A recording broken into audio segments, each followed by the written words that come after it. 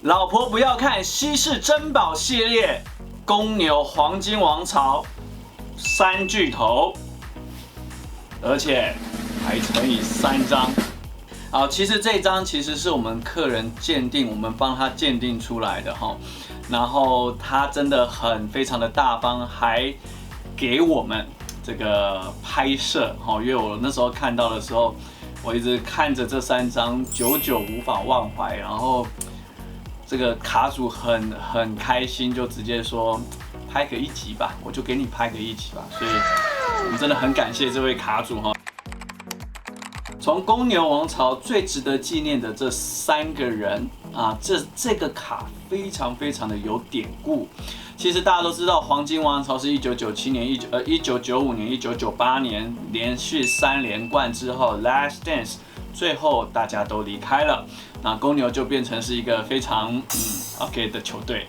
但是在这之前，他们曾经创下的是8-7的胜利。那在1998年过了7年之后 ，Upper Deck 特别出了一个3款05、06年的 Trilogy， 然后 SP Authentic， 还有 Ultimate Collection， 这3个是当时在05、06年，他们就用这个整个3公牛签的打上各个的 DM， 然后就会说各位在每一个系列都有可能会猜得到。那时候大家都很疯狂，但是跟大家讲限量，每一个系列各10张啊，那个就叫做大海捞针啊哈。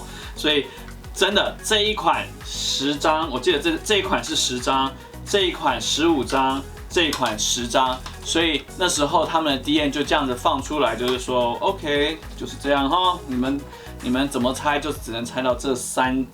就最多就是这3款。后来你们刚刚也听完这样的企划，真的非常的难。后面05年之后再也没有出3公牛的这个3巨头的这个签名了，所以代表它的稀有性就是35张。如果再加 BGS 9.5的话，抱歉，全世界加起来不超过10张。所以这个就是非常限量的。当时我们看到以后，真的卡主是拿着尘封已久的这个磁铁壳，当我拿出来，我帮忙看完以后，我真的吓到说，哇，这个将近快15年前的卡，你保存的这么好，真的，这个是跟大家开了眼界，也会告诉大家说这个东西的来由跟那个美好的年代。MJ 不签名了 ，Pippen 跟 Rodman 好像也不靠这个签名在赚钱。稀有的珍品就此诞生。你跟我说价值大概多少，我大概会估算大概在35万到40万美金以上，绝对是以上。回到是到底有哪一些收藏家会跳出来抢夺这个卡片？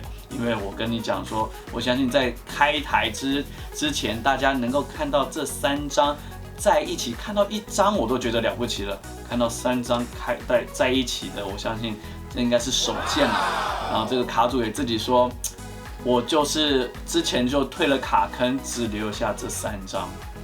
好的，当然他这是夸张一点点，但是这3张就足以让他回来这个卡坑，然后告诉我们说，哇，这个东西有多么的神奇。它的这个可看性跟这个最大的重点，大家会说的这最基本就是小虫怎么样签名都签得不好。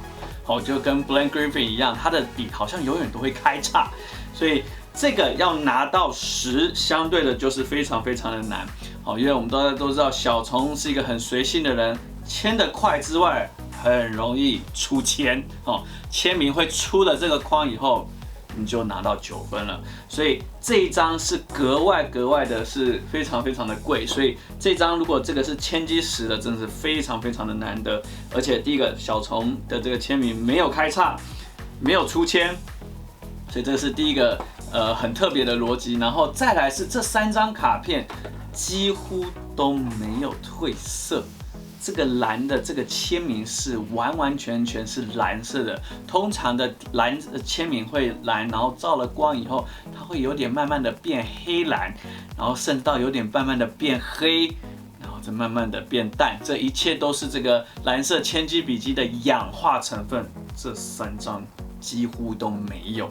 所以这个是我认为说是非常非常珍贵跟宝贝的这个3张卡片，所以这会让大家知道说，在签名卡的事件有时候会跟这个 Prizm 没有办法流行起来，真的是有它一定的差别性，因为他要懂的知识太多了，在外场的人想要进来的时候啊，我要知道这么多的东西，真的有点难。但是针对着真正的收藏家来讲，这绝对就是好的东西。